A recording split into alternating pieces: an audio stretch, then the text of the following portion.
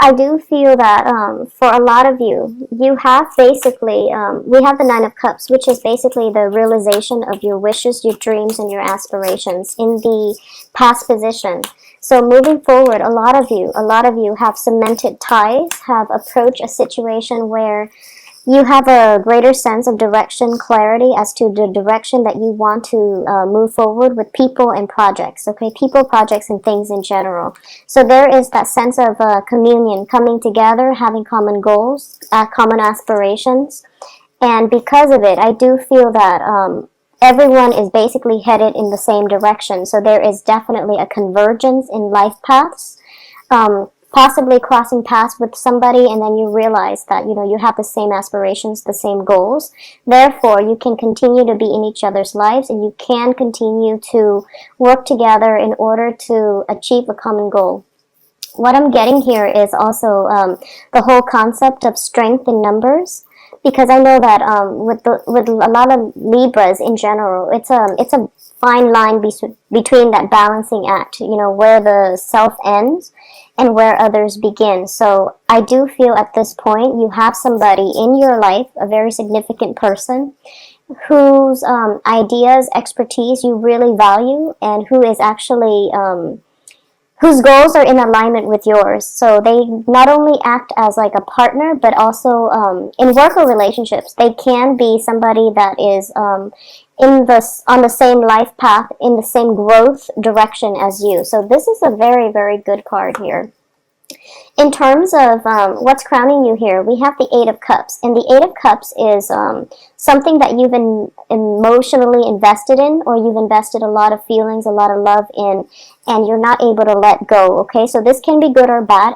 As the crowning energy here, what I'm getting is that a lot of you might have rekindled a situation with a previous employer or a previous love partner. And I do sense that there might have been falling out in the past, and this is the week in which, or the month in which things are moving forward, or you're able to forge ahead, and you're able to give this another try. For those of you where this might be like a new situation, a new partnership, a new business partnership especially, there's definitely another element in the picture that is making it stable. On top of that, what's in your environment that you're not aware of is, for those of you who have recently started dating someone, this is what I call the card of flirtation. It's the Seven of Coins, but in this deck, the interpretation is definitely different. And the pictorial depiction of it indicates to me two people that have a lot of chemistry, that has a great deal of emotional rapport with one another. And they're also, it's that early stage of flirtation, of courtship, where they're kind of skirting around the same, the issues. They are very similar in philosophical outlooks and values. They do want to grow together, and they also are helping one another to achieve, financial stability, to achieve abundance in life in all sectors of their lives. Okay, so you've met a really good partner that is going to be conducive to, your long-term prosperity. So I do feel whoever it is that's in your life, things look very stable. It seems like a very egalitarian type of relationship. And if you look at this card here, the heart is buried underneath the ground. It indicates to me two things. The first is that, that physical chemistry, that aspect of, lust and things like that is, it's definitely at play. It's definitely at play, but I do feel the relationship itself is stable, mainly because it has a good foundation where two people actually like each other. It's not just, the physical attraction alone. Two people are going through this process where they have a friendship. They have a very solid sense of liking one another and respecting one another. So this is a very, very balanced relationship. In terms of your spiritual advice here, we have the Three of Swords. So a lot of you are still hanging on to past hurts, okay? As indicated by the Eight of Cups. So I do feel for majority of you, there was a situation from the past, and this is a new person coming through. So there was a situation from the past that you're still emotionally nursing, or you're still not able to let go of completely. I do feel like physically you've moved on. Emotionally, there's still that little, that fear, that, worst case scenario where you're kind of, I wouldn't say it's affecting your future because your future looks really good. However, I do sense that you have to let go and release some of these anxieties from past relationships, past hurts, past disappointments, in order for you to make the most of this situation, because this situation in your present situation looks very, very fruitful. It's balanced. It's built on a solid foundation. There's a lot of amicable energy involved, and there's also like a great foundation for friendship, success, love, and respecting one another, and even like looking up to one another. In terms of your external environment, you have the Nine of Coins, which indicates to me financial prosperity. Okay, this is also a card of money coming through, or people that are either self-employed, or they have a lot of financial investments in which the money basically grow on trees.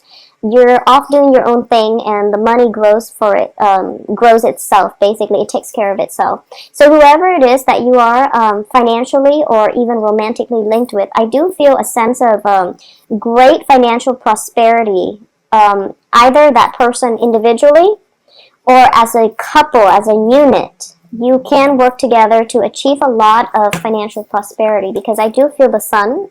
I do feel, with the sun card, it's a card of great success. It's a card of joy, happiness, but also like a lot of abundance. Okay, so these two cards indicate to me a relationship in which people are not at cross purposes with one another.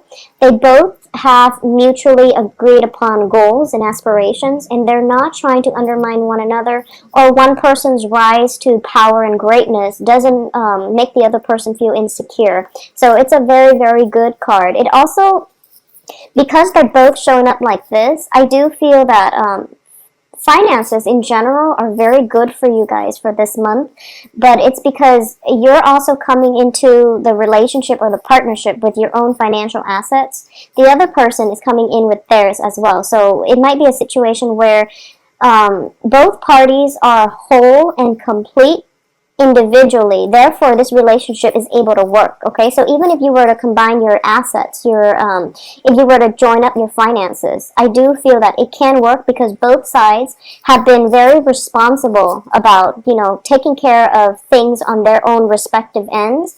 Therefore, this relationship has longevity, and it's already on a very stable footing. In terms of your hopes and fears here, I do have the Three of Wands.